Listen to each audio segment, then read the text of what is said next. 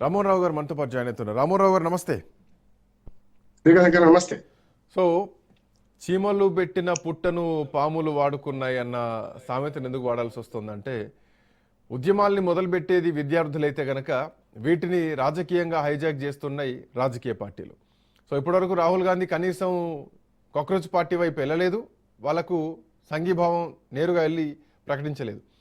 దేశవ్యాప్తంగా నిరుద్యోగులు అన్నటువంటి లైన్తోనే రావడం జరిగింది. యువత పైన లాఠీచార్జ్ చేశారన్నటువంటి అంశాన్ని ప్రధానంగా రాహుల్ గాంధీ ఎత్తుకున్నారు. కాక్రోచ్ అనే అంశాన్ని పక్కన పెట్టేశారు. అదే టైంలో కేజ్రీవాల్ కామెంట్ చేశారు, రాహుల్ గాంధీ ప్రధానమంత్రి ఇంటి ముందు నిరసన దీక్ష చేపట్టినప్పుడు బీజేపీ కాంగ్రెస్ ఒకటైందని చెప్పేసి. సరే, ఆయన అస్త్రాన్ని వాడుకోలేకపోయారేమో బహుశా.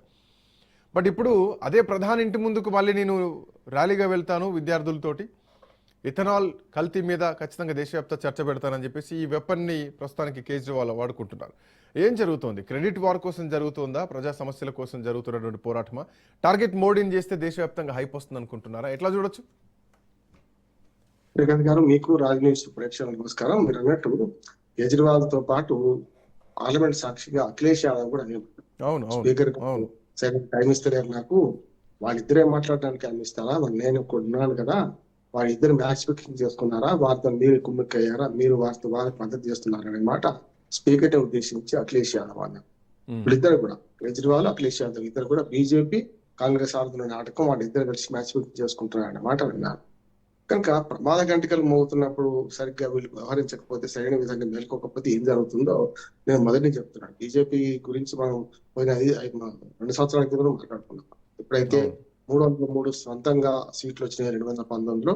తర్వాత 50 సీట్లు మిత్రపక్షాలకు వచ్చినాయి, ఎన్డీఏ కూటమికి వచ్చినాయి. 353 వచ్చినప్పుడు ఎవరెస్ట్ శిఖరాగ్రానికి చేరుకున్నారు. వాళ్ళు కింద పడ్డమే, ఇక తర్వాత లోయనే ఉంది అంటే బీజేపీ వాళ్ళందరూ మనం ఎద్దేవా చేశారు. చూసినదే మాకు సమస్య లేదు, ఇంకా ముందుకెళ్తాం, అబ్కా బాగా చాలా అన్నారు. ఏమైంది చూసిండు కదా. అందుకని మెల్లగా పతనం మొదలైంది అనడానికి 240 సీట్లకే పరిమితం కావడం, అబ్కా బార్ 400 కాదు 300కే పరిమితం అవుతారు అంటే అంతకంటే లోపలికి పోవడం చూసాం మనం. ఇప్పుడు ఏమైతుంది, ఎగేదాకా లాగడం వల్ల వస్తున్న సమస్య అంటారు. మెల్లమెల్లగా కొన్ని ఓటములు నొప్పుకోవడానికి ఎప్పుడు కూడా అంగీకారం ఉండాలి. పార్టీలు ఎప్పుడు కూడా నష్టమైనప్పుడు ఇది కరెక్టే అని ఒప్పుకోవాలి. ఇప్పుడు ఏమైంది, E20 ఇథనాల్ గురించి, ఇథనాల్ వాడడంలో E20 పెట్రోల్ గురించి ఇప్పుడు మనకు మొన్నటిదాకా బుకాయించిన గడ్కరీ గారు ఇప్పుడు ఏమంటున్నారు, నష్టమే జరుగుతుంది, కొన్ని ప్లాస్టిక్ మన ఈ ఇంజన్ లో ప్లాస్టిక్ వస్తువులు నష్టం జరుగుతుంది అన్నమాట అన్నాడు కదా. మొన్నటిదాకా ఒప్పుకోలేదు, దీనివల్ల నష్టం లేదే మాట్లాడారు. ఈ E20 నుంచి E85 దాకా పోతాం అనేది వాటిదే, ఇప్పుడు కాదు, E20 మాత్రం కొనసాగుతుందని చెప్పి ఆయన మాట్లాడారు. అంటే ఇప్పుడు చావు కబురు చాలాగా చెప్పినట్టు 2023 కంటే ముందు తయారైన వాహనాల్లో పార్టీలు, కొన్ని రబ్బర్ పార్టీలు దెబ్బతింటాయనే మాటను కేంద్ర ప్రభుత్వం ఒప్పుకున్నాక ఇటువంటి వాళ్ళకి భూతం ఇచ్చినట్టు అవుతుంది కదా. ఇప్పుడు కేజ్రీవాల్ అర్థం కావాలి. ముఖ్యంగా ఢిల్లీ కాలుష్య రహితంగా ఉండాలంటే ఇథనాల్ వాడమని చెప్పింది మరి కేజ్రీవాల్. గతంలో ఇథనాల్ వాడితే తప్పులేదన్నమాట. ఇప్పుడు మరి ఇంటి మీద ఉద్యమం చేస్తున్నప్పుడు తాను ముఖ్యమంత్రిగా ఉన్నప్పుడు ఒక మాట, ముఖ్యమంత్రిగా పోయిన తర్వాత మరి వాళ్ళ ఇంకో మాట మాట్లాడుతున్నారనే మాట కూడా వస్తుంది కదా. మనకు కాలుష్య రహితంగా మన ఢిల్లీ నగరం కావాలి అని చెప్పి, ఇథనాల్ మంచిదే అని మాట్లాడిన వాళ్ళు ఇప్పుడు దాని వ్యతిరేకంగా మాట్లాడుతున్నారు.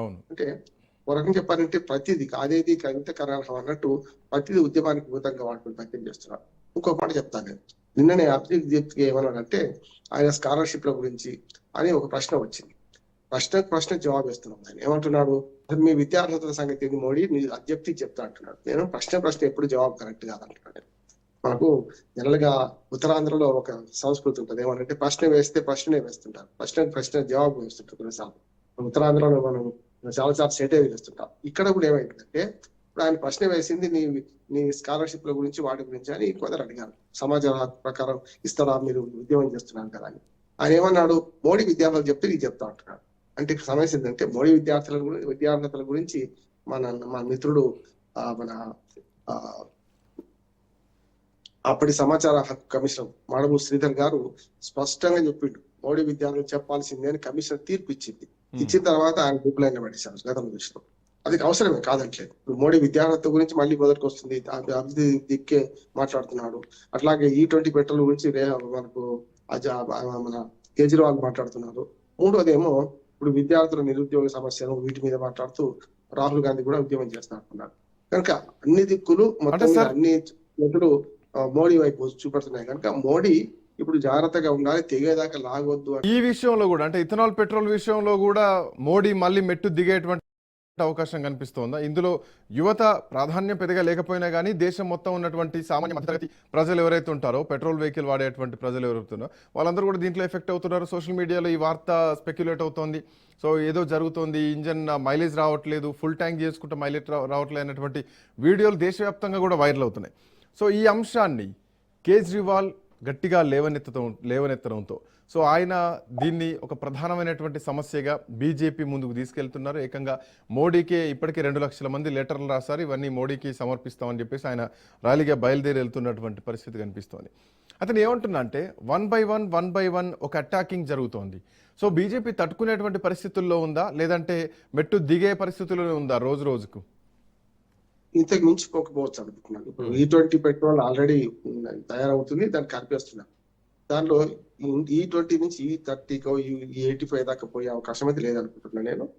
ఇంజన్లు కొత్తగా 2023 తర్వాత తయారైన ఇంజన్లకి ఏం దొరకలేదు అంటున్నాను కనుక 2022 కన్నా ముందు 23 కన్నా ముందు కోట్ల సంఖ్యలో వాహనాలు ఉన్నాయి. అసలు యాక్చువల్ గా ఇప్పటికి కూడా మన సెంటిమెంట్ ఏంటంటే 15 ఏళ్ళు వాడిన తర్వాత కూడా ఇంకా మళ్ళీ 5 ఏళ్ళు రిజిస్ట్రేషన్ ప్రైవేట్ వాహనాలకు అనుమతి ఉంది. ఇప్పుడు పబ్లిక్ వాహనాలు ఏదైతే లారీలు ఉన్నాయో, 4 వీలర్స్ పెద్ద ఉన్నాయో, ట్రక్కులు ఉన్నాయో వాటికి మాత్రం మళ్ళొకసారి రిజిస్ట్రేషన్ చేయమని రూల్ తీసుకొచ్చింది సెంట్రల్ గవర్నమెంట్. కనుక ప్రైవేట్ వాహనాలు ముఖ్యంగా 4 వీలర్స్, ట్రాక్టర్ ఇవి అయితే రిజిస్ట్రేషన్ రిజిస్ట్రేషన్ అవుతాయి ప్రైవేట్ వాహనాలు. కనుక ఆ రూల్ ఏమైనా తీసుకొచ్చి మనకు మళ్ళీ ఏది 15 ఏళ్ళు దాటగానే దాని రిజిస్ట్రేషన్ కాదని మనం తీసుకొస్తే కొంతవరకు సర్దుమనుకోవచ్చు. కానీ ఇప్పుడు ఏమవుతుందంటే కొన్ని మార్పులు ఆయా రంగాలలో ఉన్న ప్రముఖులను కానీ, ఆ రంగాల్లో ఉన్న ప్రజలను కానీ మనం ఇన్వాల్వ్ చేయకపోతే కొన్ని సమస్యలు వస్తాయి. ఉదాహరణకు ఇప్పుడు కొత్త విధానంలో మనకు ట్రాఫిక్ లో చాలా వరకు కొత్త సిస్టమ్ వచ్చింది. కొత్త కార్లు అన్నింటిలో కూడా ఆ దాంట తర్వాత బ్రేక్లు వేసుకోవడం, ముందట ప్రమాదాన్ని ఊహించడం అట్లా చేస్తున్నాయి. కానీ అంతకంటే ముందు ఇంకో టెక్నాలజీ వచ్చే అవకాశం ఉందట. అది కనుక వచ్చింది అనుకోండి, దానికోసం 2027 మార్చి తర్వాత దానికి అనుగుణంగా వెహికల్స్ తయారు చేయండి ఆప్షనల్. 2028 తర్వాత మాత్రం తప్పనిసరి ఆప్షన్ కాదు, మీరు వెహికల్స్ తయారు చేయాల్సిందే. ముందు 4 వరుసల ముందు కూడా ఉన్న వెహికల్ స్పీడ్ ని బట్టి వాటి బ్రేక్ వేస్తే ఎలాంటి ప్రమాదం ఉంటుందని దాన్ని బట్టి వీళ్ళు ఊహించుకొని టెక్నాలజీ పనిచేసే అవకాశం ఉందని అంటున్నారు. అంటే దీనికి ఏం చేస్తున్నారు, 2 ఏళ్ల ముందు దానికి అవసరమైన టెక్నాలజీని మార్చుకోమని మన కార్ల తయారీ వాళ్ళకి చెప్తున్నారు కదా. అదే సంగతి ఇక్కడ ఎందుకు చేయలేదని సమస్య వస్తుంది. E20 పెట్రోల్ వాడుతున్నప్పుడు ఇట్లాంటి జరుగుతాయి అనుకున్నప్పుడు 2023 కంటే ముందు తయారైన వాహనాలలో మరి నష్టం చేస్తానే మొన్నటి దాకా ఒప్పుకోలే కదా గడ్కరీ, కేంద్ర రవాణా శాఖ మంత్రి. కనుక అట్లా చూసుకుంటే వీళ్ళు తయారు చేయకుండా, అంటే పబ్లిక్ తయారు చేయకుండా, మెంటల్ గా తయారు చేయకుండా ఏ మార్పు అయినా ప్రవేశపెడితే ఇట్లాంటి పరిణామాలు వస్తాయి అనుకుంటున్నాను. నేనైతే ఇంతకు ముందు నుంచి అయితే ముందుకు పోవాలనుకుంటా E20 పెట్రోల్ మీద. ఏదైతే ప్రజా ఉద్యమం అయితే వస్తుందని నేను అనుకుంటున్నాను. ఎందుకంటే అంతటా ఇదే ఇంధనం దొరుకుతుంది కదా. కొన్ని చోట్ల ప్రయోగం చేసిండ్రు, కొన్ని చోట్ల ఈ ఇంధనం వస్తుంది, కొన్ని చోట్ల వేరే ఇంధనం దొరుకుతుంది అంటే వేరు ఉంటుంది. ఆల్మోస్ట్ ఆల్ E20 పెట్రోల్ ఇప్పుడు అంతటా అదే జరుగుతుంది కదా. కనుక మెల్లమెల్ల అలవాటు అయిపోతారు అనుకుంటున్నాను. కానీ దీన్ని ఒక ఉద్యమంగా మార్చుకునే ప్రయత్నం మాత్రం ఇటు కేజ్రీవాల్ చేస్తున్నారు. దాన్ని మరి ఒకవేళ జెన్జీ కనుక తీసుకునే అవకాశం అయితే లేదు. జెన్జీ ఉద్దేశం వేరుగా ఉన్నది. జెన్జీ ఉద్దేశం వేరుగా ఉంది. బట్ ఇది ఒక ప్రజా ఉద్యమంగా మారితే ఇబ్బంది అయ్యేటువంటి అవకాశం, ఎందుకంటే దేశవ్యాప్తంగా ఉన్నటువంటి సమస్య కాబట్టి ఒక రాష్ట్రానికి పరిమితమైంది కాదు. బట్ సార్ ఇక్కడ ఇంకో పాయింట్ ఏంటంటే, ఇవాళ అఫ్కోర్స్ పార్లమెంట్ సమావేశాలు 12వ రోజు చేరుకున్నా కానీ అట్టుడికిపోతున్న ఒక గందరగోళమైనటువంటి వాతావరణం నడుస్తోంది. ఇప్పటికే ఇవాళ మల్లికార్జున ఖర్గే చాలా తీవ్రంగా మాట్లాడడం జరిగింది. రామ మందిరానికి సంబంధించినటువంటి విరాళాల చోరీ ఏదైతే ఉందో, సో ఆ చోరీ విషయంలో ఈరోజు కూడా పార్లమెంట్ దద్దరిల్లుతోంది. సో ఇక్కడ ఈడీ రాదా, ఇక్కడ సిబిఐలు రావా, సో మీ పాలనలో దొంగతనాలు జరిగితే మీ సంస్థలు పనిచేయవా అన్నటువంటి ప్రశ్న ఆయన వేస్తున్నారు. ఇంకోవైపు అఫ్కోర్స్ రాహుల్ గాంధీ కూడా ఆయన మాట్లాడుతున్నారు విద్యార్థులు అని చెప్పేసి. సరే వాళ్ళ హయాంలో జరిగినటువంటి పేపర్ లీకేజీలు వాళ్ళకు ఉండొచ్చు కాక. బట్ పాయింట్ ఏంటంటే ఈ జెన్జీ నిరసనలు కానీ, ఈ పార్లమెంట్లో జరుగుతున్నటువంటి ఈ చర్చలు కానీ, ఇథనాల్ కానీ, రామమందిర విరాళాలు కానీ ఒకటేనకొకటి భారతీయ జనతా పార్టీని ఉక్కిరిబిక్కిరి చేస్తోందా? అసలు ఎక్కడ కనీసం సోర్స్ కూడా లేకుండా అయిపోతుందా? అష్టదిగ్బంధన లాంటి పరిస్థితి కనిపిస్తోందా? ఖచ్చితంగా. ఇప్పుడు ఒక్కొక్కటి చూడండి మీరు. ఇప్పుడు డిలిమిటేషన్ బిల్లు కానీ, మహిళా రిజర్వేషన్ బిల్లు కానీ, అట్లానే మనకు ఈ కొన్ని మన జమిలీ ఎన్నికల బిల్లు కానీ ఇవి ప్రవేశపెట్టుకుని వెనక్కి తగ్గింది కదా. ఫస్ట్ ఇది జరిగింది. నిన్ననే ఇంకో పరిణామం కూడా జరిగింది. బీహార్ లో నితిన్ నబీన్ ఖాళీ చేసిన స్థానంలో మరి బంకింపూర్ లో మనకు ప్రశాంత్ కిషోర్ గెలిచారు. మొట్టమొదటి విజయం జంతురాజ్ పార్టీకి మొదటిగా ఎమ్మెల్యేగా ఎన్నికయ్యారు. ఇది కూడా ఒక రకంగా బీజేపీకి నష్టమే. యాక్చువల్ గా ఆయన ఎన్నికై రాజీనామా చేసిన స్థానం నుంచి నేరుగా బీజేపీని అటాక్ చేసిండు. నితిన్ నబీన్ రాజీనామా చేసే స్థానంతో పాటు వారి తండ్రి గారు కూడా అక్కడి నుంచి 35 ఏళ్లుగా పూర్తిగా అక్కడ బీజేపీ గెలుస్తుంది.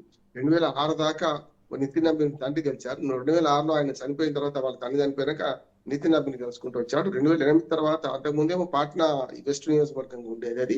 తర్వాత ఇప్పుడు బంకింపూర్ నియోజకవర్గం మారింది అది.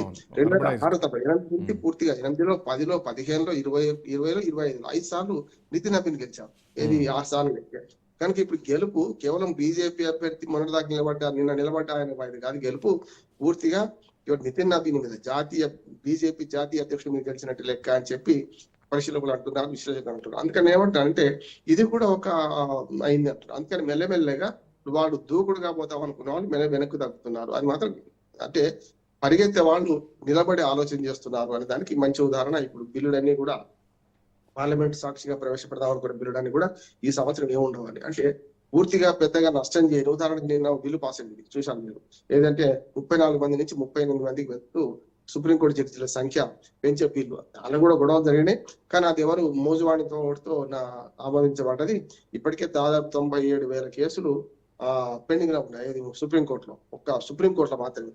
అటువంటిది 4 పెంచడం ఏంటి, ఇంకా గట్టిగా మాట్లాడితే ఇంకో 4 పెంచినా తప్పు లేదని నాలాంటి వాళ్ళు అంటున్నారు. సమస్యలు సుప్రీంకోర్టు జడ్జిల సంఖ్య పెంచితే ఎవరు వద్దన్నారు, కానీ అది కూడా నిన్ననే వివాదాలు అన్నవాడిని నిన్న బిల్లు పాస్ అయింది. అంతకుముందు ఏవైతే రొటీన్ బిల్స్ ఉన్నాయో అవన్నీ ఇప్పుడు పాస్ చేసుకుంటున్నారు. 8 బిల్లులు ప్రవేశపెడదాం అనుకున్నారు, 8 కూడా మోజువాణి నోటుతో అవుతుంది. కానీ ఈ పార్లమెంట్ సమావేశంలో వివాదాస్పద అంశాలైన వాటి గురించి మాట్లాడడానికి సిద్ధంగా లేదు.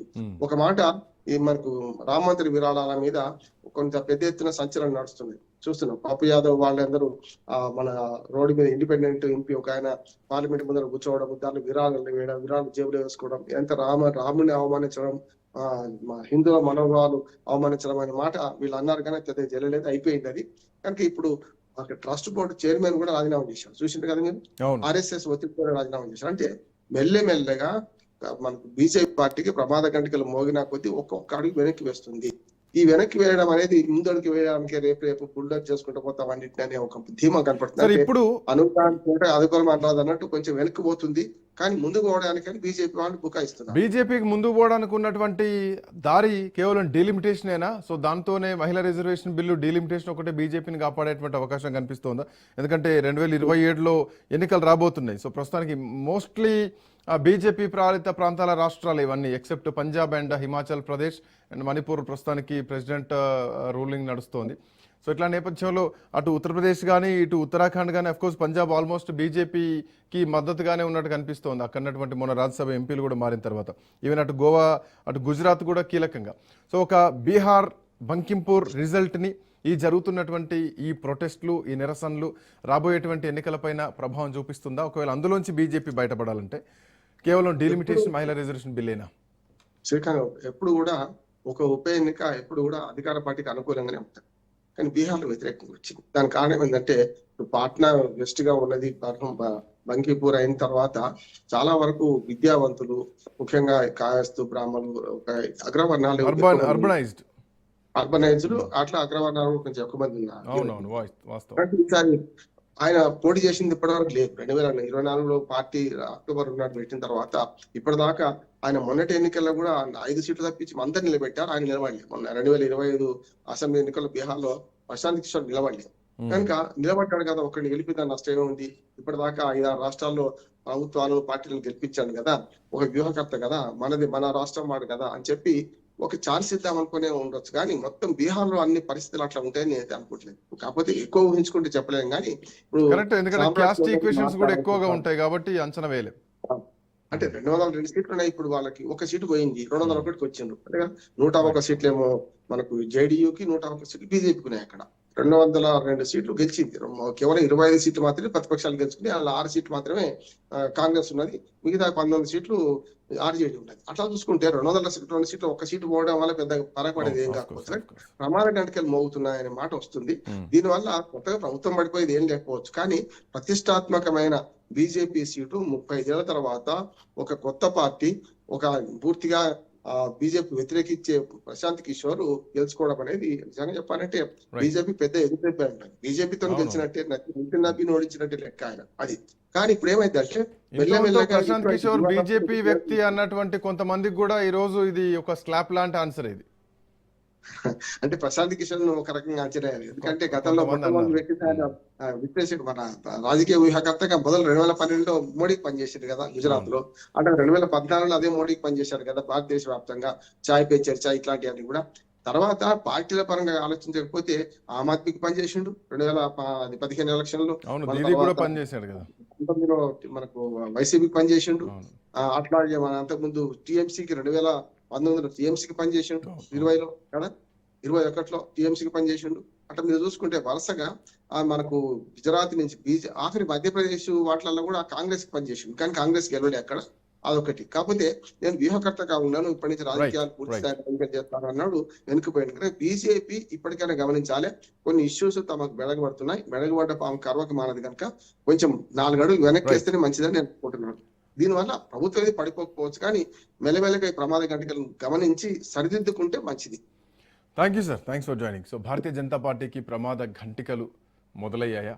సో ఒకవైపు రాహుల్ గాంధీ ప్రధానమంత్రి ఇంటి పరిసరాల్లోనే, ఇంటికి దగ్గరలోనే నిరసన దీక్ష చేయడం, ఆ తర్వాత ఇప్పుడు ఈరోజు కేజ్రీవాల్ కూడా దరిదాపు 200 మందితో ర్యాలీగా వెళ్ళడం, 2 లక్షల మంది సంతకాలు సేకరించాం. E20 ఎథనాల్ పెట్రోల్ సంబంధించినటువంటి విషయంలో కల్తీ జరుగుతోంది, బండ్లు పాడైపోతున్నాయని దేశవ్యాప్తంగా ఒక చర్చ జరుగుతున్నటువంటి నేపథ్యంలో సో పొలిటికల్ వెపన్స్గా ఈ అంశాలు మారుతున్నాయా, లేదంటే ఒక ప్రతిపక్షంగా క్రెడిట్ వార్ కోసం జరుగుతున్నటువంటి ఫైట్గా చూడాలా?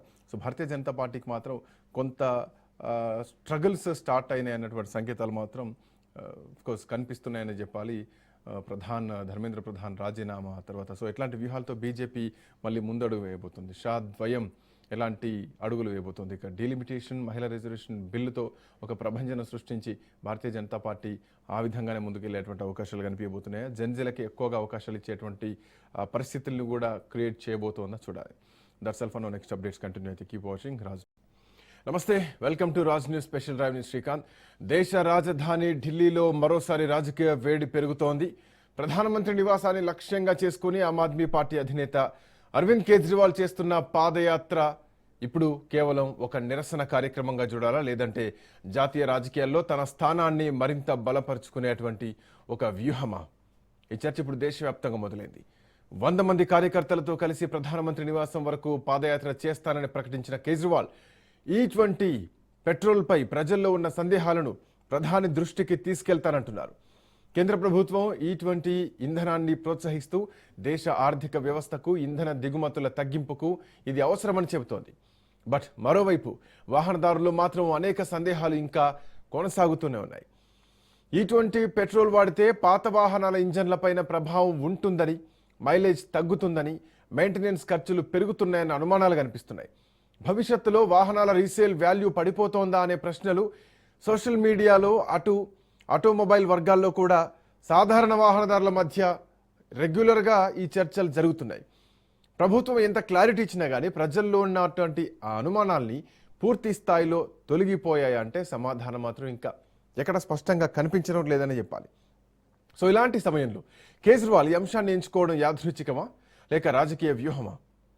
ఇప్పుడు ఈ ప్రశ్న నడుస్తోంది. ఎందుకంటే ఈ మధ్య కాలంలోనే ప్రతిపక్ష నేత రాహుల్ గాంధీ కూడా ప్రధానమంత్రి నివాసం ముందు ధర్నాకు ప్రయత్నించారు. జంతర్ మంతర్ నుంచి పార్లమెంట్ వైపు సాగినటువంటి నిరసనలపైన ఆయన ఏకంగా ప్రధానమంత్రి ఇంటి ముందే నిరాహార దీక్షకు దిగారు. అది పెద్ద చర్చ మారింది. ఇప్పుడు అదే తరహాలో మరోసారి ప్రధాన్ని నేరుగా టార్గెట్ చేస్తున్నారు కేజ్రీవాల్. సో ఇదే ఇథనాల్ పై రంగంలోకి దిగుతున్నారు. ఇక్కడ ఇంకో ఆసక్తికరమైనటువంటి కోణం కూడా కనిపిస్తోంది. గత కొంతకాలంగా దేశంలో ప్రజా సమస్యలపై ప్రతిపక్ష పార్టీల మధ్య ఒక రకమైనటువంటి క్రెడిట్ వార్ నడుస్తోందన్న విమర్శలు వినిపిస్తున్నాయి. రైతుల సమస్య అయినా, నిరుద్యోగమైనా, విద్యా వ్యవస్థలో వివాదాలైనటువంటి కానీ, యువత ఆందోళన అయినా కానీ ఎవరు ముందుండి పోరాడుతున్నారు, ఎవరు వాళ్లకు మద్దతు ఇస్తున్నారు, అసలు ఆ ప్రతిపక్ష పాత్ర పోషిస్తోంది ఎవరు ఆ ప్రధానమైనటువంటి ప్రతిపక్ష నాయకుడు అన్నది ఆ చర్చ ప్రధానంగా కనిపిస్తోంది కూడా. సో ఇప్పుడు జెన్జీ ఉద్యమాలు, విద్యార్థి సంఘాల ఆందోళనలు, ప్రభుత్వ విధానాలపైన ప్రశ్నలు, ఇవన్నీ ఇప్పుడు రాజకీయ పార్టీలకు ఒక పెద్ద అవకాశంగా మారబోతున్నాయా? ఈ చర్చ కూడా నడుస్తోంది. ధర్మేంద్ర ప్రధాన్ రాజీనామా అంశం చుట్టూ జరిగినటువంటి రాజకీయ పరిణామాలు కూడా ఇదే ప్రశ్నను ముందుకు తెచ్చాయి దేశం ముందు. ప్రజా అసంతృప్తిని రాజకీయ పార్టీలు బలంగా మార్చుకోవడంలో ఎవరు ముందుంటారు అన్నది ఒక రకమైనటువంటి పోటీ కనిపిస్తోంది.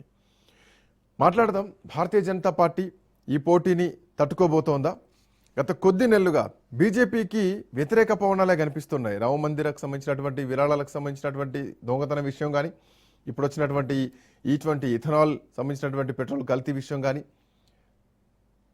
నీట్ పరీక్ష పత్రాలు లీకేజీ కానీ, జంజీ నిరసనలు కానీ, పార్లమెంటు సమావేశాల్లో జరుగుతున్నటువంటి ఒక అసంబద్ధత కానీ, సో చాలా అంశాలు కనిపిస్తున్నాయి. ఒక ప్రజా ఉద్యమంగా మారబోతోందా?